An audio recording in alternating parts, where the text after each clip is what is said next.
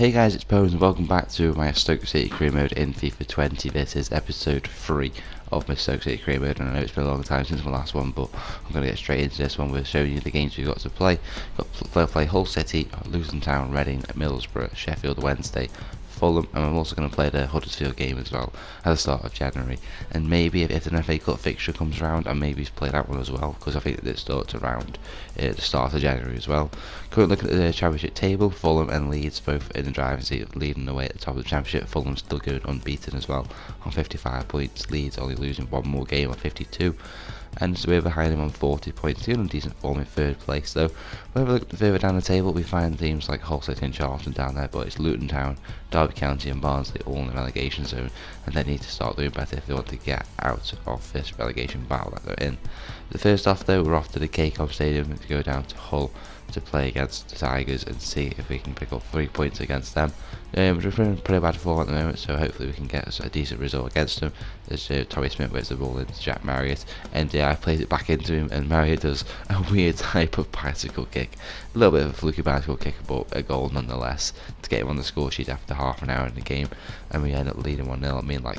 I mean fluky, it's fluky, very fluky. But it went in nonetheless, that's all that matters. The next Hull had to come back Irvine on the ball here, plays it to Sabati and Henriksen, plays it back to McGinnis, who actually slots it into the near post against Butland after 5 minutes, literally a few minutes after we scored, and put them back on level terms in this game, which is what they needed with how far down the table they are and how well informed we are at the moment. But not going to last very long. Jack Marriott on the ball again here, plays into Scott Hogan, who's been on great form this season. Playing it back to him, and they found the ball into the edge of the box, but Peter Tabor gets 2 bites at the cherry and managed to put the ball in past the goalkeeper to put us in front just before half time, with 4 minutes of stoppage time, which I've barely seen in this game.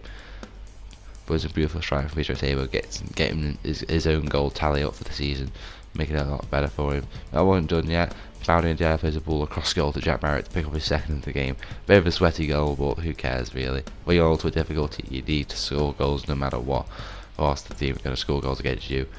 And luckily, Jack Marriott's in the right place at the right time to receive the pass to score the third goal of the game and the final goal of the game, so we can get ourselves all 3 points, just like I promised.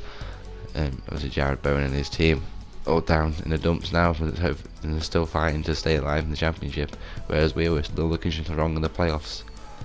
And the next up though, we're back at home to play against a game where in real life it was a crucial relegation battle, but in this career mode we're up in third. They're still down in relegation, so right at the very bottom of the table. So they needed to get something out of this game, which is doubtful, with that ball into the box and volley from Nick Powell. But in the second half, managed to give us the lead in this game. It took me a while to break Luton down. Now it's how I did it, and once I did that, the floodgates started opening, and I started bringing in a lot more goals. So look at this one again. Ball into the box, and the volley from Powell straight at the keeper, but the power of the shot is not going to help him to save that. And I said I don't want to get back in the game. Like, my player's just running off at this point, just trying to tackle him. That's how focused I was. Wasn't very focused, so it was my own fault for that. But Luton do get themselves an equaliser in this game, and they put themselves back on level terms. And the cloud just do my head in. But look at this. I mean, that's how much I was running away from the ball. It was not very good. I was not focused at all, but I tried to redeem myself from that. 15 minutes from time, Tom Edwards, who I brought on, plays the ball square to Gregory, who dared to tap it into the far right corner of the net and give us a 2-1 lead. We needed something from this game, and now we're back in front. We just need to hold on to it, or do we even extend it and get some more. But it's a decent finish from Gregory. When you're on the 6-yard box, you're hard to miss from there. Tyrese Campbell also on the pitch now, 10 minutes from time, bursting down the line. He's got so much pace to do so, moving the ball into the box to Gregory, who heads it home and grabs his second of the game and our third. This is for a second 3-1 lead of the episode so far, and I'm delighted with that.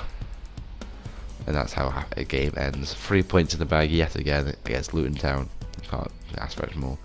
Bit more transfer news though. Ryan Woods has actually sold. He's actually wanted to be out the club, so he sold to SC Braga for £5 million. So he's going to have to play in the Portuguese league from now on. So thank you, Ryan, for your services, but we don't need you anyway, so we're fine.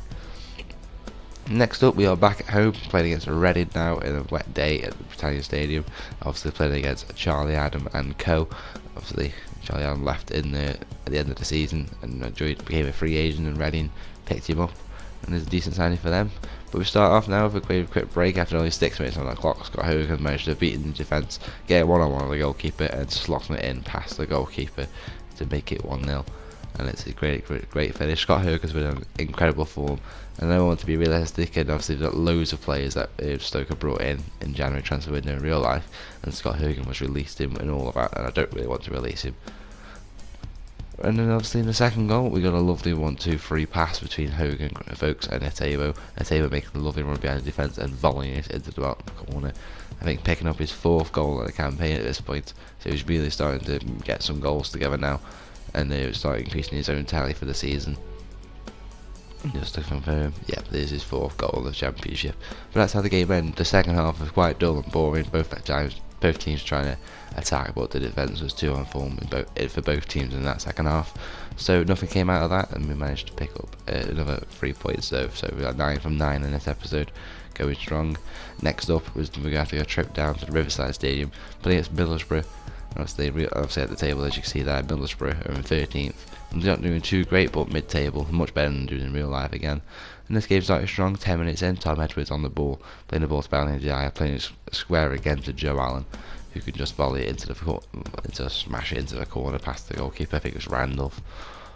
And we go up 1-0 after only 10 minutes on the clock, which is fully deserved because they were quite a poor form in this game. But a lovely ball, 2 balls across the box, and a shot into the corner. Next up with Bailey Ndiaye on the ball down to Jack Marriott, holds the ball off, lovely backheel to Ndiaye, who's again smashed it into the corner after only 20 minutes, and we give us a 2-0 lead. Bailey Ndiaye is one player I just don't want to get rid of either. He's too strong on the ball, no one can get the ball off him. But that pass though from Marriott is absolutely first class, rolling it past the defenders to help Bailey get on the score sheet. It's fully deserved just to smash it in the corner. And we get a 2-goal comfortable lead at this point. And now Scott Hogan, I told you, my best player of the season so far. This guy's going on a little run, tearing the defence apart from the halfway line, and slips through Peter Etebo, who can play a ball straight across goal again to Jack Marius, who's always there at the right place and right time to give us a 3-0 lead. And at this point we're looking comfortable in the driving seat. We can't really let this go. Let's see, for a 3-goal lead, I'm going to be buzzing with that, as I always am. But obviously, Middlesbrough did get a consolation goal in this game. The ball playing around 1-2s, passes in the box, played the ball square into the box, onside of Ashley Fletcher, who could give him a consolation goal to make it 3-1, 10 minutes from time.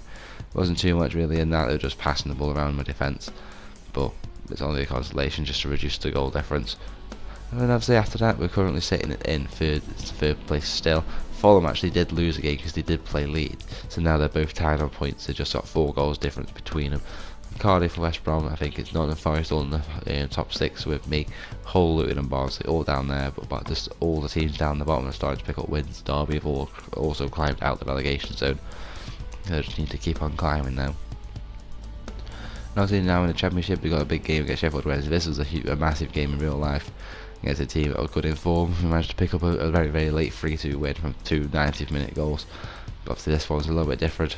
Ryan Wood's on the ball here. Obviously Esmond Soljack, the transfer window isn't open, so just remember that. Played the ball to Jack Barrett, holds the ball very well, manages to squeeze past 2 defenders and smash it into the corner and give us a 1-0 lead after 25 minutes. We deserve this lead as well, because Sheffield Wednesday were counter-attacking loads and we were firing shots at them left, right and centre, and we needed to get something against them for this game. As we were going now, but Jack Barrett again, very strong, turned out to be a very good sign that I managed to bring in. Hoping to make some more signings in the January transfer window, but we'll see what happens with them. And obviously next up we've got a failed pass from Sheffield Wednesday, gives the ball to Woods, who plays the ball to Jack Merritt, who can just run at the defenders. The defenders aren't closing him down, so he should have smashed that. It comes in after the person in, just after the second half started, and we pick up a lovely 2-0 comfortable lead at this point. There's a brutal finish off the post as well from Jack Merritt, who's racking up a great goal tallying for himself now this season. Showing off why I brought him in. Now Tom Ince on the ball. This is after the 57th minute. Plays the ball in, and it comes in off Sam Clucas, who can head the ball in. And actually managing to score a lot more headed goals now since they've updated the game. So I managed to get through this and sort out the heading. Obviously crossed into the box normally have to result in a goal with your feet, but this time Sam Clucas is obviously there to nod it in. and give us a 3-0 lead. And we're also starting to get all my midfielders loads of goals in this season now. But now finally, in the 4th goal of the game, Jack Marriott plays the ball across the box, Powell and it's messing the ball around, and Powell's there just to storm through, pinch the ball off the defender, and then smash it into the corner for our 4th goal of the game. Obviously, at this point, Sheffield Wednesday are not going to get back at this, and they don't really in this game either. They're there, the ball comes straight through. Tom Mintz has a chance and just pinches the ball off him, Nick Powell does, and smashes it into the corner. And that is how the game ends. We do pick up that amazing 4-0 win, and we're still going undefeated in this episode. And next up though, we go to the Craven Cottage after Christmas. We want to get after a late Christmas present as we play against Fulham, who are top of the table, and we need a chance to get redemption after they beat us at the Bet365 as well. I think they beat us 4-2 or 4-1 at the Bet365. But it doesn't start off well. After 19 minutes on the clock, Divock Reed or whatever his name is, he gets the first goal for Fulham, and I smashed it past Butland after some great passing from them, but Butler was unfortunate. He got a hand to it, but he just couldn't keep it out. And just before half time, or before stoppage time in the first half, managed to play lovely passes and massive moves to Bowder and Di, who ended up putting it into the far corner and making it 1-1 between the two sides. And decided just to shush the Fulham fans. They're not the top of the league, but we're still coming up for you. We're still going to catch you up. And if we get a win against them, Leeds might end up going top of the table with this as well, because they are a team that need to go to the top of the table. Next up, in the second half, Bowder and Di decided to shrug off all the defenders and play a ball into the box, and accused there Scott Hogan with another headed goal in this episode. And it's all the headeds because we're still racking up, and we're 2-1 up in this fixture. And Fulham look like they're going to grab the second defeat of the season. In this game, coming into the deal, only conceded 12 goals throughout the whole campaign. I think after 25 games, they'll conceded 12 goals, but now they conceded 2 to me.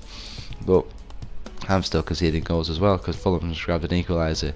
Johansson smashing the ball in, a lifted lofty shot over my sliding tackle to put it into the far corner. I thought this was originally a deflection that took it into the net, but it just lifts the shot up above Bruno Martins and then tucks it into the corner against Butland, and it's now 2-2, and we need to start fighting to try and get something from this game. But if we do that, Attenborough plays the ball into Joe Allen, who now takes his time and finesses that one into the far corner against them. I think it's Fabricio in goal, and we're back in front, 3-2 lead on the hour mark.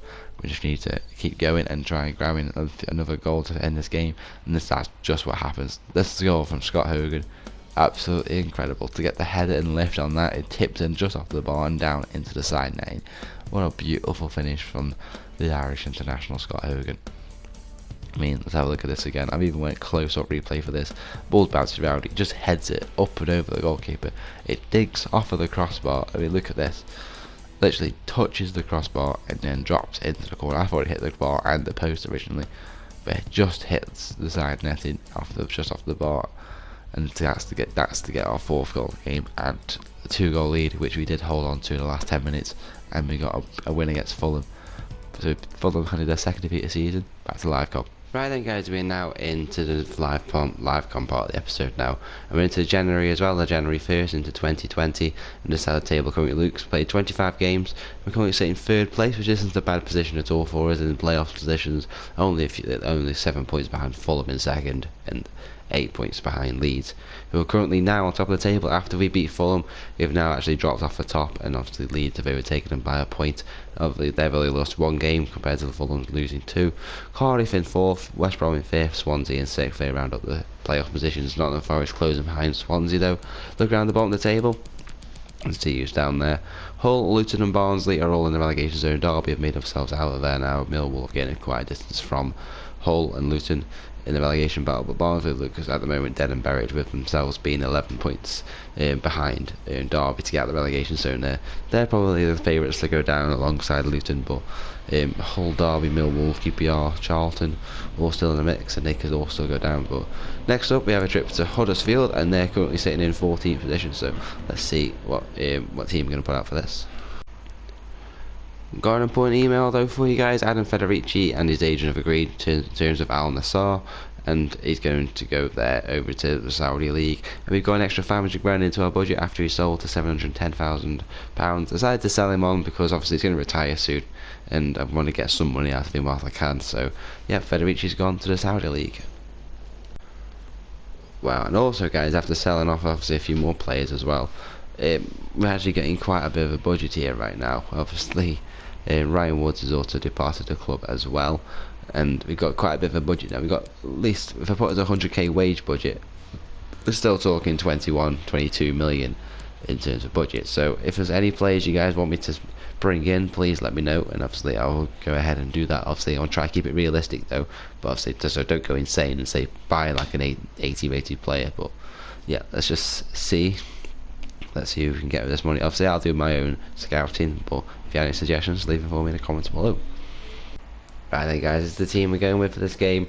We're going with Davies in goal, Ward, Lindsay, Carter Vickers, Barth and Smith in defence, Lucas and Powell in midfield, Ince in the cam position with Marriott and Tyrese Campbell at the top and striker. Obviously going with the same formation as the first team now, but obviously with different players in for the second team. We've got a big game coming up in the FA Cup after this match, so I want to make sure my first team's well rested for that match. So let's just go out there, try and get 3 points against Huddersfield. They did beat us last time out, so we need to get some revenge against them. So here we are then guys, a very wet day and the very first day of 2020. We've got to play against Huddersfield here and try and get 3 points off a very good side that beat us actually last time out at the Bet365 Stadium. Without further ado though, let's have a look what team they have out for this game. Let's have a look at the side then. Muric in goal, with got Congolo and Schindler at the back. Chalobah is in the midfield, Hogg, Pritchard, and let's have a look at the front three of Van Laporte on the left, Kachunga on the right, and Mounier up top. A very strong front three that we need to watch and try and get 3 points over. Come on Stoke, we've got this. Let's get a win here. There's drilled forward here. He's still onside, is he? Yep. Pulled it back, good block. Pulled it back again. And I don't know why, but that somehow rolled in. Pritchard with the goal for Huddersfield. And they take the lead in this. I don't know what happened there. It just bouncing about and the ball just rolled in. The shot came in from Mounier. He played it back across the box. The shot came in. Blocked, fell to Pritchard who has another shot, which just flukes it in. And it just rolls on past everybody into the corner of the net. It's 1-0 Huddersfield. What a fluky goal to get the lead in this game. Just need to get a shot off. 17 minutes in, we got nothing so far. Played in, Danny Bath gets it as far as Ince, who can hopefully break out now. He's getting pulled back by Schindler here. We got played through. Tyrese Campbell, it's a goal. We've got an equaliser. Tyrese Campbell, our super wonder kid, has given us the equaliser on 20 minutes. Counter attack from the corner worked very well there. The advantage really helped us out. Really should have just brought the man down. Played it through Marriott here. Saw Tyrese Campbell running through. Doesn't even take an extra touch, just that one to strike it into the top left hand corner of the net. Tyrese Campbell again, getting on the mark for us. And it's 1-1 now, and now we've got a game to fight for. So a stretch on that, brilliant save. Little variation on the usual theme. Short. And skip past again, back post, ball in. And the header's gone in and it's 2-1 now, we lost it. Let's have a look at this, just dance past Ward, lifts the ball to the back post. And it's headed in. With no one marking him. Ward's there actually at the back and it wasn't enough. It's 2-1 Huddersfield. I'm going to get back in this now. Danny Bath. Poor from Lindsay. Shots on, saved from Davies. Comes in. Please head it away or get something. Just lost the ball yet again. Skipping through everyone. Near post shot and it's in for 3-1. Kachunga fires at the near post and gives Huddersfield a 2-goal lead. I don't know what's going on with this team. A shot on, deflected, ball bounces round, and Huddersfield get to smash it in at the near post. Again, another scrappy goal. And it's 3-1 to Huddersfield. Ball's played in and headed away and cleared up the pitch by Ince. We start the ball here. Ref, blow the whistle. He's offside finally. I need to just whack this up the pitch to end the half because I don't want to carry this half on. And there it is, 5 minutes with the 3 minutes valid time, and it says for half time, and it's 3-1 to Huddersfield. And to end half is an understatement because it's been all Huddersfield for most of the session, all the shots. The other shot I've had is that goal from Tyrese Campbell that put us level, but since then 2 more scrappy goals have gone in and 2 weird goals have gone in to give Huddersfield a 3-1 lead. Right then into the second half, and I've obviously just made a few changes as well. Changes to the formation and a couple of the players. Jordan Cousins has come on and James McLean for Tyrese Campbell and Danny Bart.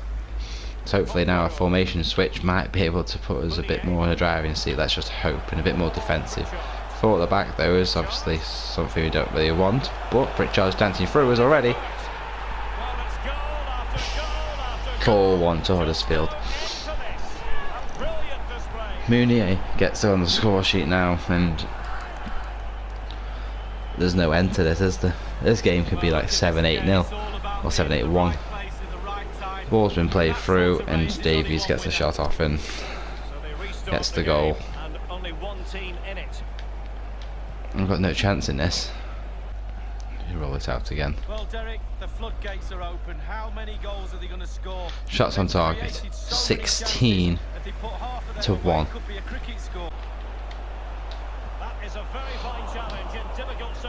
And it's cleared away yet again. And he's had another shot and it's in for 5. Getting absolutely battered now.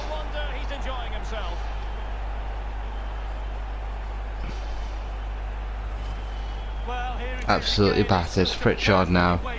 One simple 1-2 at this point, and he's just fired it past Davies yet again. It's too easy for him. 5-1. Nothing I can do now. All I can do is just play out the game.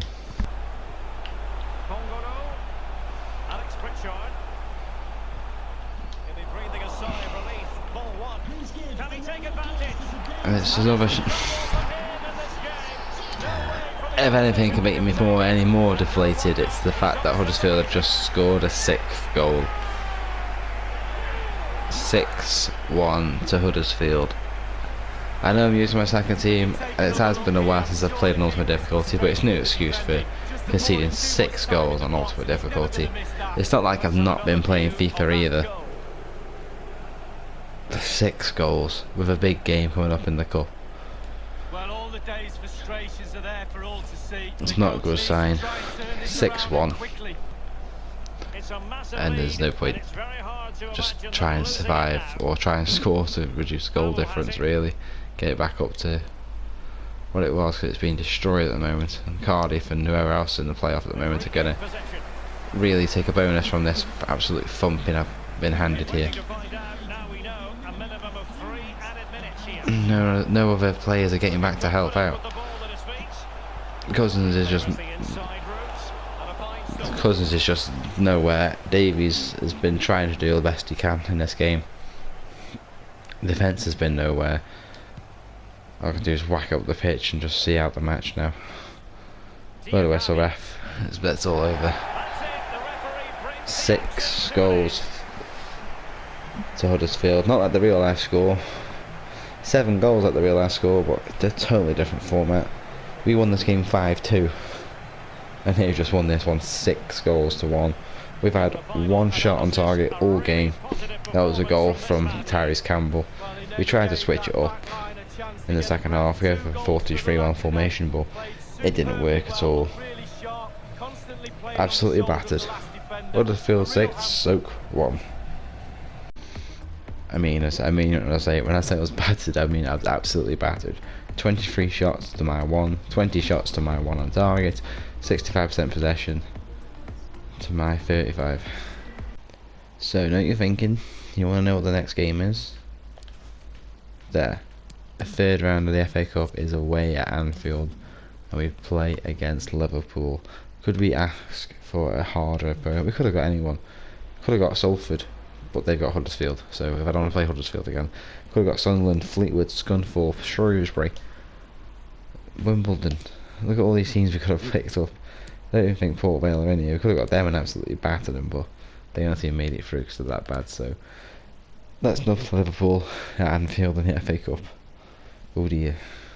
In terms of the Championship, though, it really has helped us out there. That defeat we just been handed to Huddersfield, because the results actually kind of went our way in a way. Even though Leeds won, the teams in the playoffs didn't really get the best results.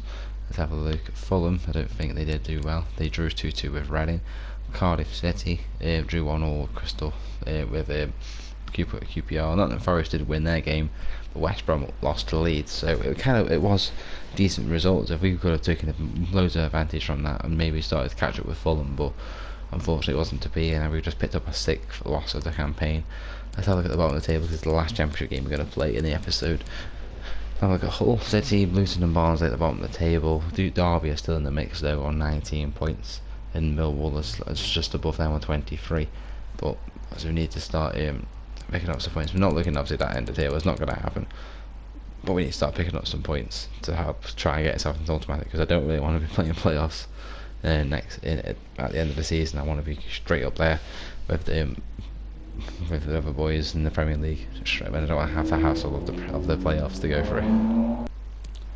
Okay, so the first player I think I'm going to bring in is going to be Jordan Turanariga. Actually, I wanted to get Jeremiah St. Just, a 74 rated, very very painty player, but he's literally just joined at Mines, so I can't bring him in. James Chester, I'm going to try and bring him in, but it's not letting me bring him in on a loan, but I don't know if it's because of his age or it's probably his contract length maybe. So yeah, it'll probably have to be a sign if it's anything like that. Boubacar Kamara I think is a little bit too much. You know, I've got quite a bit of a budget, but Jordan Turanariga is still a very good, well-rounded player, very good athleticism, very good sprint speed as well. So yeah, I'm going to get off if I can currently offer between 4.6 to 10 million. Yeah, I'm going to offer literally his value of 5.5 million. Yeah, I'm not going to pay the release clause. I know I could, but I'm not going to. I'm just going to go straight to negotiations and see if I can bring in Turanariga. Actually no, let's just go for a flat 5 mil. Let's see what they say to a flat 5 mil. You know what, they take it straight away. Here to bill in, accept 5 million for Turanariga.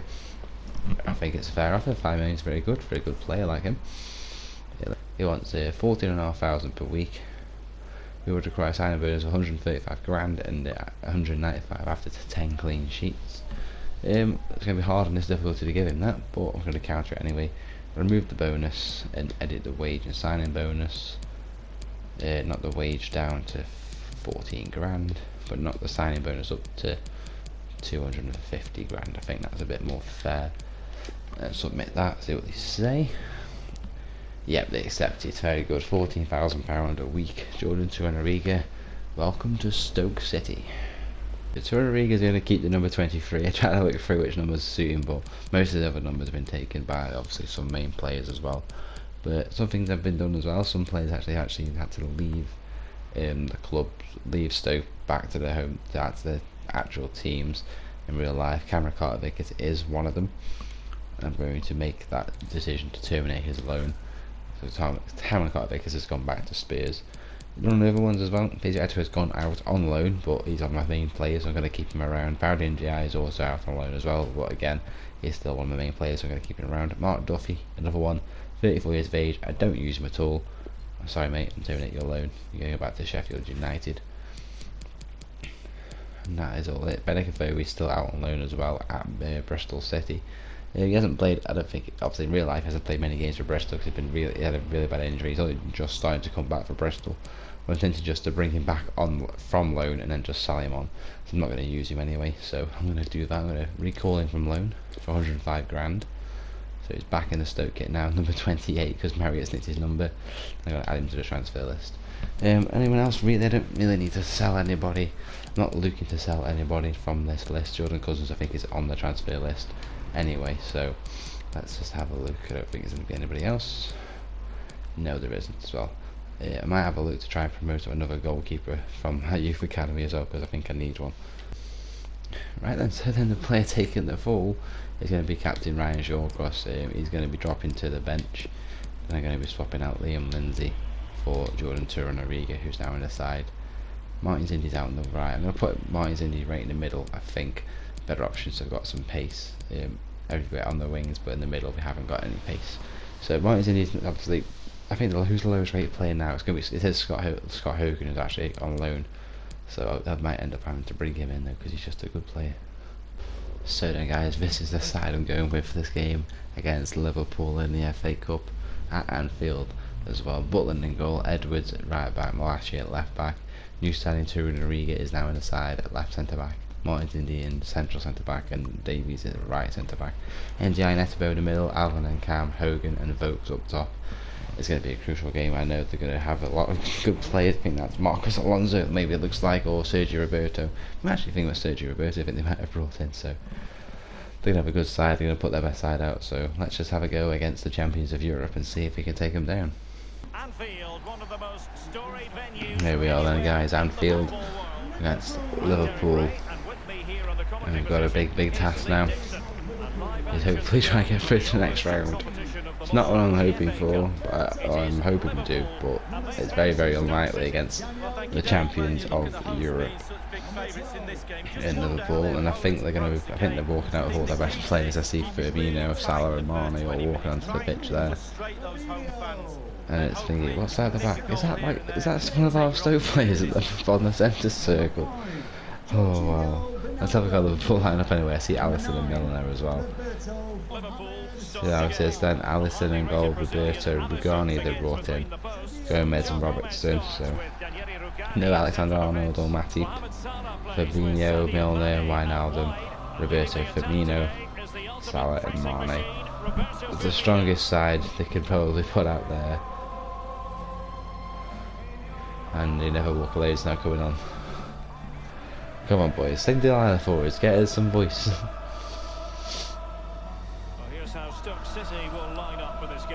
Let's just try and go out with this. We know our side. It is one of our boys. It's like Sam Vokes or something, isn't it? Oh no. Look at him just standing there. Wow, let's just try something. Come on, Stoke.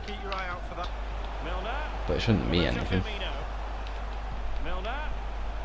Playing one touch football here, playing it through. Got the head in the way, well done. Got his head where it hurts. Let's play it through now. Etebo's been played through here. Go on, Peter Etebo. Finish it. Oh, it's a good save. Scott Hogan with the bicycle kick.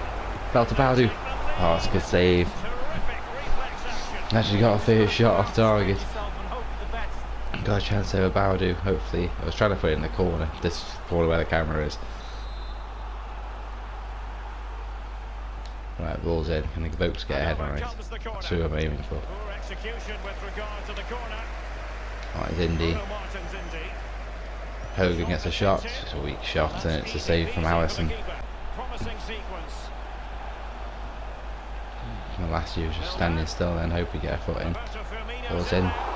Save from Butland. Bowden, yeah, he can break away now against Salah, hopefully. Hogan, I see him after last year's run. This is why the first team is so much better than last year. Edge of the box. Hogan takes a shot on. Save from Alisson. Hogan and Malacia linking up, and Malacia's broke free. They're just going to knock it up the pitch now. Who's that in the back stick? Etebo! It's in from Peter Etebo. We've taken a lead against the champions of Europe. Who are they? We don't know. But Peter Etebo, technically now on loan at Getafe. He's played against players like Messi in real life now. Oh, look at that. He's pumped it in against Alisson. That was going to go in no matter what, I think. The keeper's going one way, Alisson's got to go the other. I'm actually taking the lead. Ultimate difficulty, or what? Nothing. We can't beat Huddersfield, but we're taking a lead against Liverpool. It shows the difference between our first and second seat. Our second side made better with our signing by Torunariga. It can only go upwards now. Come on, we're in the lead.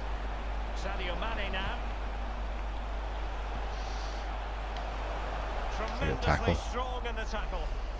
Peter Atterberg trying to drive forward, but it says half time. And it's 1-0 to us. I don't know how, but we are in the lead against Liverpool. Sadio Mane hasn't really done too much on the ball, as it's shown us here, but a good goal from Peter Atterberg. Just pulled it back to him in the box. It's so much better, and we're now in the lead. We need to hold on. It's 1-0. Obviously the ball's up the pitch, and it's a deadly ball to Mane. Baudu and Diaz actually running all the way back. Trying to cut inside. Good defending from Baudu. It's Tom Edwards now. It's a good touch from Vokes. Can Hogan break past Fabinho here? I see the ball. Tyrone Malacia's all the way through. Good shot Malacia, and it's got a corner now. If I drilled that one low, hard in the bottom corner, that's what I was trying to do. It's a good run from Malacia there though. Probably should have taken the touch. I had all the time in the world. Ball in from Allen. Bicycle kick from Scott Hogan. I'm not going to get another bicycle kick off in this video. I would have done one today. Liverpool making their second sub of the day. Oh, they've only had to do that. Mo Salah is off. Xherdan Shaqiri is on. A player I'd probably have to bring back to Stoke if I could. Xherdan Shaqiri is on the pitch, and the last thing I want him to do now is score against us as Firmino turns us. See the effect of bringing Shaqiri on. Liverpool have actually scored, and they've got an equaliser. Roberto Firmino on the score sheet. Put off by the fact Shaqiri was on the pitch against his old side. Firmino just managed to run through the gap there and smash it past Butland. And it's 1-1 now. We've hyped up our lead so much, and now it's gone. Klopp in the background is buzzing. Let's go though. It is a decent looking attack here. The cross is on. Fabinho. Ball's been played in. Shot on Mane. That was a great shot from him there. It's gone wildly over the bar, but the play was amazing. That wasn't actually that far away. Davies trying to put some sort of movement. Scott Hogan. Can he get round him? Cut inside maybe. Can Joe get on the end of it? Take a shot, Joe. Take a shot, Joe. Oh, Joe just couldn't get his feet sorted out. I don't really want this to go to a second leg now. I reckon we can, or a second game in the replay. We've got a chance to win this. Ball's come in. Good header, power header there from. Who was it? Divock Origi. He's just come on. 3 minutes left. Vokes, can you just hold the ball for us? Bicycle kick. We've got a minute. 1 minute left. I think it's going to go to a replay. Divock Origi trying to turn us around inside out. Ball's coming forward once more though. Andy Robertson rolls into the back post where Fabinho is. Get it clear. Boot it up the pitch. It's all over. A 1-1 draw at Anfield is not a bad result. So now we've got to take this game back to the Bet365 for another go. Team Liverpool that are so far going undefeated in the league. We've just been held to a draw here against me. Well, undefeated in the league in real life, you know what I'm about. But final score at Anfield, 1-1. Let's take this at a breath and let's go win against them. Stoke City left to ruinous chances against Liverpool is about right. We could have got more than just a draw out of that. Got an emails off from Jack Parry saying thanks for putting me back in the squad. I don't mind missing the occasional game, but I need to play or I can't be at the club.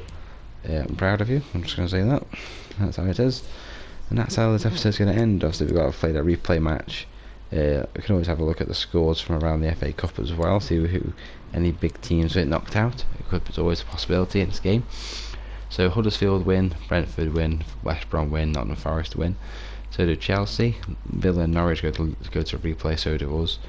Wolves beat Wimbledon, Portsmouth beat Bristol, Bournemouth beat Leeds, Wigan, Blackburn, Blackpool, MK Dons, Sheffield United are out for Spurs, Southampton, Arsenal, Brighton all go through. Fulham and West Ham go to replay. Ipswich knock out Bristol City, is that one big game there. Swansea win, Newcastle, Burnley, Borough and Hull go to replay. Birmingham lost to Palace. Charlton knocked out by Barnsley. Lincoln go through, as do Man City, Reading, Bolton and Watford go to a replay. Everton win, Derby win, Leicester win, and Man United against Preston has still got to be played. So we've got a lot of replays. Obviously we've got to wait for the game at Liverpool. We've got to wait for it to be scheduled. But anyway, guys, thank you guys for watching today's episode. Obviously I know it's been a long time in the making. I've been busy doing lots of other things, but thank you guys for being patient for this episode to come out. If you guys are new, make sure you hit that like button and also the subscribe button down below, the big red button under the video. It sure does help me out. Obviously if you want to stay up to date with any other Stoke City Creamer videos I do, also my Stoke City Matchday vlogs will still be continuing. Next one is against Hull, which I'll be going to. Hopefully you guys can stick around for that vlog as well. So guys, thank you guys for watching. This is Pones, I'm signing out. Peace.